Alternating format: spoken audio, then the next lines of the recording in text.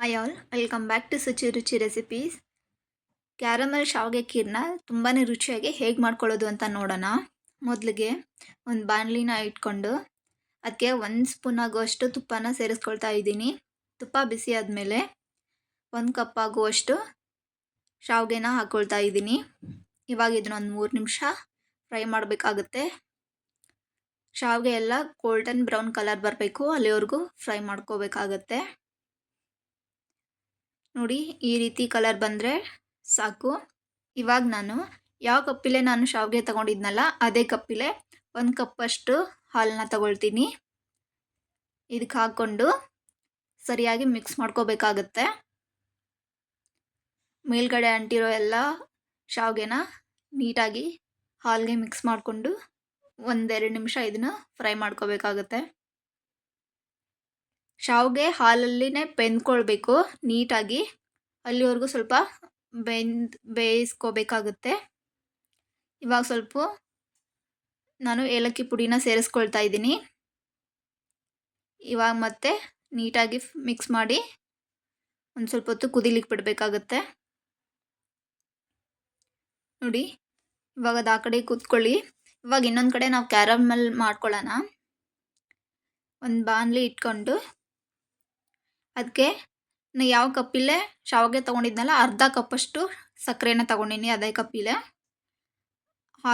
ಆ ಸಕ್ಕರೆನ ಹಾಕ್ಕೊಂಡು ಅದಕ್ಕೆ 1-2 ಸ್ಪೂನ್ ಆಗುವಷ್ಟು ನೀರನ್ನ ಮಿಕ್ಸ್ ಮಾಡ್ಕೊಳ್ತೀನಿ.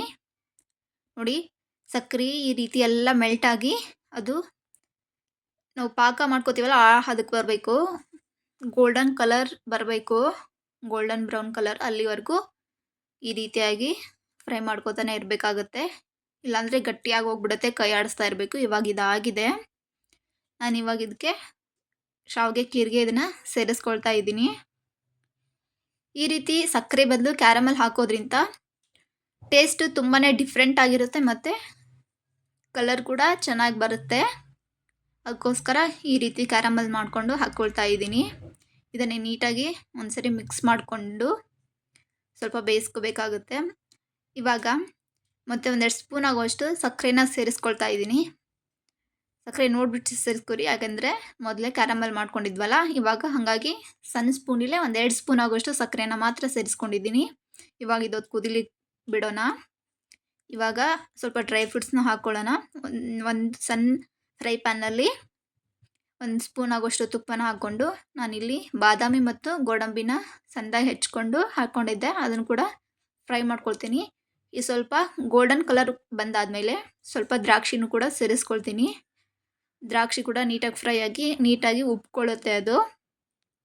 ಈ ರೀತಿಯಾಗಿಂದ ಫ್ಲೇಮ್ ಆಫ್ ಮಾಡಿಕೊಂಡು ಇವಾಗ ಶಾವಿಗೆ ಖೀರ್ಗೆ ನಾವು ಇದನ್ನು ಸೇರಿಸ್ಕೋಬೇಕಾಗತ್ತೆ. ನೀಟಾಗಿ ಒಂದ್ಸರಿ ಮಿಕ್ಸ್ ಮಾಡ್ಕೋಬೇಕಾಗತ್ತೆ. ಈ ರೀತಿ ಮಿಕ್ಸ್ ಮಾಡಿಕೊಂಡ್ರೆ ಕ್ಯಾರಮಲ್ ಶಾವಿಗೆ ಖೀರ್ ರೆಡಿನೇ ಆಗೋಗ್ಬಿಡುತ್ತೆ. ಬೇಕಿದ್ರೆ ನೀವು ಇನ್ನೂ ಸ್ವಲ್ಪ ಹಾಲನ್ನು ಕೂಡ ಸೇರಿಸ್ಕೋಬೋದು. ಇವಾಗ ನಾನಿಲ್ಲಿ ಲಾಸ್ಟಿಗೆ ಸ್ವಲ್ಪ ಪಂಪ್ಕಿನ್ ಸೀಡ್ಸು ಮತ್ತು ಸನ್ಫ್ಲವರ್ ಸೀಡ್ಸ್ನ ನಾನು ರೋಸ್ಟ್ ಮಾಡಿ ಇಟ್ಕೊಂಡಿದ್ದೆ, ಅದನ್ನು ಕೂಡ ಸೇರಿಸ್ಕೊಳ್ತೀನಿ. ಇದು ಆಪ್ಷನಲ್ಲು, ಸೇರಿಸಿದ್ರೆ ತುಂಬಾ ರುಚಿಯಾಗಿರುತ್ತೆ, ಅದಕ್ಕೋಸ್ಕರ ನಾನು ಸೇರಿಸ್ಕೊಂಡೆ. ಕ್ರಂಚಿಯಾಗಿ ಸಿಗುತ್ತೆ.